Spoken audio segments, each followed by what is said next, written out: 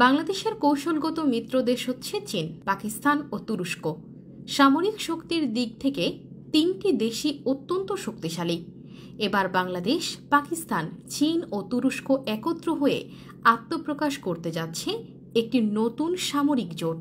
এই জোটটি দক্ষিণ এশিয়ার কৌশলগত সামরিক ভারসাম্যে ব্যাপক পরিবর্তন আনবে বলে মনে করা হচ্ছে। নতুন এই জোটটি হবে ন্যাটো ধাঁচের। এর মূল উদ্দেশ্য হবে সদস্যভুক্ত দেশগুলোর মধ্যে সহজ শর্তে অস্ত্র তৈরির প্রযুক্তি হস্তান্তর, সামরিক প্রশিক্ষণ বিনিময়, গোয়েন্দা তথ্যের আদান প্রদান এবং একে অপরের সার্বভৌমত্ব ও আঞ্চলিক অখণ্ডতা রক্ষায় পারস্পরিক সহযোগিতা নিশ্চিত করা। নতুন এই জোটটির নাম রাখা হয়েছে সিটিপিবি, যার পূর্ণরূপ চায়না, তুর্কি, পাকিস্তান, বাংলাদেশ। জোটটির প্রধান সদর দপ্তর হবে চীনের রাজধানী বেইজিংয়ে। এই জোটের আত্মপ্রকাশের খবর প্রকাশ হতেই ভারতের রাজনৈতিক ও কূটনৈতিক অঙ্গনে তীব্র প্রতিক্রিয়া শুরু হয়েছে। নয়াদিল্লি এই জোটকে দক্ষিণ এশিয়ার নিরাপত্তার জন্য গভীর হুমকি হিসেবে আখ্যা দিয়েছে। ভারতের পররাষ্ট্র মন্ত্রণালয়ের মুখপাত্র রণধীর জয়সওয়াল বলেন, চীনের নেতৃত্বে গঠিত এই জোটটি দক্ষিণ এশিয়ার আঞ্চলিক সামরিক ভারসাম্যকে মারাত্মকভাবে প্রভাবিত করবে বলে আশঙ্কা প্রকাশ করেন। তবে জোটভুক্ত সদস্য রাষ্ট্রগুলো স্পষ্ট করে বলেছে, এটি প্রতিরক্ষামূলক জোট, আক্রমণাত্মক নয়। এই জোটের 4 দেশের মিলিত সামরিক শক্তি রীতিমতো চোখ কপালে তোলার মতো। বাংলাদেশ, তুরস্ক ও পাকিস্তান ও চীনের মোট সেনাবাহিনীর সংখ্যা প্রায় 33,64,000 জন, যেটি ভারতের তুলনায় প্রায় 3 গুণ। যেখানে চীনের সৈন্য সংখ্যা রয়েছে 20,50,000, পাকিস্তানের সৈন্য সংখ্যা 6.5 লাখ, তুরস্কের সৈন্য সংখ্যা 7,15,000 এবং বাংলাদেশের সেনাবাহিনীর সদস্য সংখ্যা 2,25,000। বাংলাদেশের সৈন্য সংখ্যা কম হলেও তবে অত্যন্ত সুদক্ষ। এই জোটের আওতায় বাংলাদেশে স্থাপন হতে পারে তুরস্কের ড্রোন কারখানা এবং ক্ষেপণাস্ত্র গবেষণা কেন্দ্রের একটি শাখা। অন্যদিকে চীন তাদের কৃত্রিম উপগ্রহ প্রযুক্তি বাংলাদেশ ও পাকিস্তানে স্থানান্তর করতে প্রস্তুত রয়েছে বলে কূটনৈতিক সূত্রে জানা গেছে।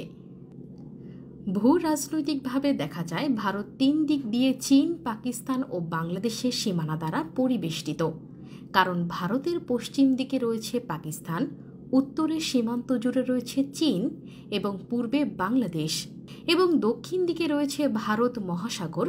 এজন্য এই জোট গঠনে সবচেয়ে বেশি বিপাকে পড়েছে ভারত। এই জোটের কাঠামো অনুযায়ী এই 4টি দেশ এখন থেকে পারস্পরিক সহযোগিতায় যুক্ত থাকবে এবং সদস্য রাষ্ট্রগুলো সহজ শর্তে একে অপরের কাছ থেকে অস্ত্র ক্রয় ও প্রযুক্তি হস্তান্তর করতে পারবে। এছাড়া যৌথ সামরিক মহড়া, গোয়েন্দা তথ্য বিনিময় এবং নিরাপত্তা চুক্তির আওতায় কোনো সদস্য রাষ্ট্রের ওপর আক্রমণ হলে অন্য রাষ্ট্রগুলো সহযোগিতা করতে পারবে। জোট গঠনের ক্ষেত্রে সবচেয়ে বড় ভূমিকা রেখেছে চীন। চীন বর্তমানে বিশ্বের 2য় বৃহত্তম সামরিক শক্তি এবং প্রযুক্তিগতভাবে অত্যন্ত উন্নত। তাদের hypersonic missile, stealth fighter jet, নিজস্ব এয়ারক্রাফট ক্যারিয়ার ও এআই চালিত সামরিক প্রযুক্তি এই জোটকে অতি অল্প সময়ে এক অপ্রতিরোধ্য শক্তিতে পরিণত করার ক্ষমতা রাখে। পাকিস্তান ইতিমধ্যেই পারমাণবিক শক্তিধর দেশ। ভারতের সঙ্গে 3বার যুদ্ধে জড়ানো পাকিস্তান তার দীর্ঘ অভিজ্ঞতা, গোয়েন্দা দক্ষতা ও আঞ্চলিক অবস্থানের কারণে এই জোটে একটি কৌশলগত ভূমিকায় অবতীর্ণ হচ্ছে। তুরস্ক একসময় শুধুই ইউরোপীয় সীমান্তে প্রভাবশালী ছিল, কিন্তু বর্তমানে দেশটি মুসলিম বিশ্বের অন্যতম সেনাশক্তিতে পরিণত হয়েছে। তুরস্কের উৎপাদিত বাইরাক্তার TB2 ড্রোন ইতিমধ্যেই বিশ্বজুড়ে সাড়া ফেলেছে এবং এটি বর্তমানে বিভিন্ন যুদ্ধক্ষেত্রে গুরুত্বপূর্ণ ভূমিকা পালন করছে। বাংলাদেশ এই জোটের সবচেয়ে কৌশলগত সদস্য। ভারতের পূর্ব দিক ঘিরে থাকা বাংলাদেশ ভূ রাজনৈতিকভাবে অত্যন্ত গুরুত্বপূর্ণ। শুধু অবস্থানগত দিক দিয়ে নয়, বাংলাদেশের সেনাবাহিনীর আধুনিকীকরণেও চীন ও তুরস্ক গুরুত্বপূর্ণ ভূমিকা রাখছে। বর্তমানে বাংলাদেশের সেনাবাহিনীর প্রায় ৮০% অস্ত্র সরবরাহ করে চীন। বিভিন্ন ক্ষেত্রে যৌথ মহড়া, প্রশিক্ষণ ও অস্ত্র উন্নয়নের ক্ষেত্রে চীনের সাথে ঘনিষ্ঠতা রয়েছে বহু বছর ধরে। এছাড়া সিটিপিবি জোটের নৌবাহিনী হতে যাচ্ছে বিশ্বের অন্যতম শক্তিশালী সামুদ্রিক নৌবাহিনী। এই জোটভুক্ত 4টি দেশের নৌবাহিনীতে মোট যুদ্ধ জাহাজ ও সাবমেরিন রয়েছে 742টি, যেখানে ভারতের কাছে আছে মাত্র 130 থেকে 135টি, যেটি ভারতের তুলনায় প্রায় 5 গুণ বেশি। তাছাড়া আকাশ প্রতিরক্ষায়ও সিটিপিবি জোট হবে বিশ্বের অন্যতম শক্তিশালী জোট। সিটিপিবি জোটভুক্ত দেশগুলোর মধ্যে বিমান সংখ্যা মোট 4,860টি। এর মধ্যে চীনের রয়েছে 3,300টি, পাকিস্তানের কাছে যুদ্ধ বিমান রয়েছে 550টি এবং তুরস্কের বিমান বাহিনীর কাছে রয়েছে 1083টি প্লাস বিমান।